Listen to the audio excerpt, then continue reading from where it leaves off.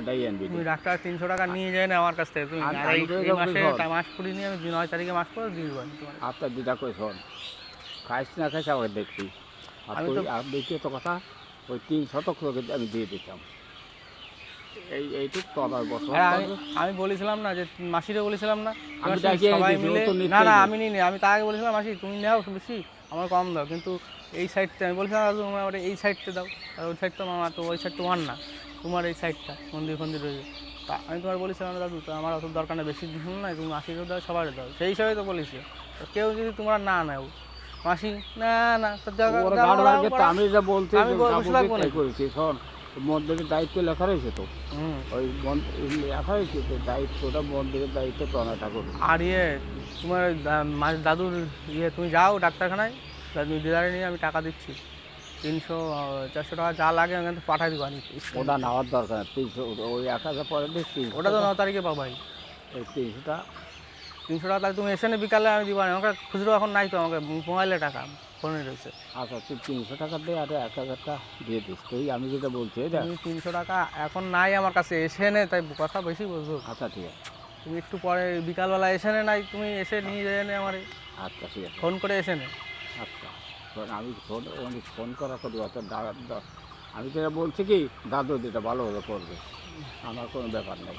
আমি ওটাই তো বলছি, যার জিনিস সে যা ভালোভাবে সে করবে, আর কি আমার কি জোর দিয়ে তোমার, তুমি যদি অবিরে দিতে বিশিরে দিতে আমি কিছু বলার ছিল, আমার বলতে পারতাম, তোমার সম্পত্তি তুমি কারে দিবা কারে না দিবা সেটা তোমার ব্যাপার। আমার মিটিয়ে রয়েছে, আমি দিয়ে দিয়েছি, আমি মিটিয়ে দিতে পারছি। হিসাবে রয়েছে আমার তো দিয়ে দিছি, ওই 300 তুই লেই নে যাচ্ছে, দেখি না লোভ নাই তো, মারার পেশে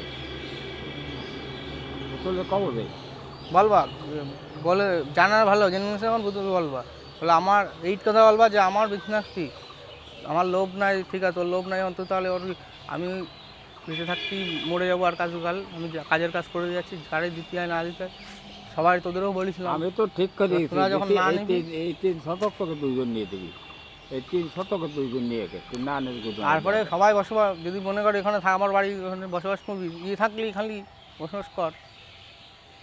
নদী আসলে তুই মাসি তোর ফেলবো না, এই দেখ দাদু বলে গেছে তুই আসলি এখানে, দাদু নাই আমি তো আছি, আমি বসবাস করবি এখানে থাকছি, তোর কিচ্ছু করতে হবে না, দাদু খুশিয়ে দিতেছে।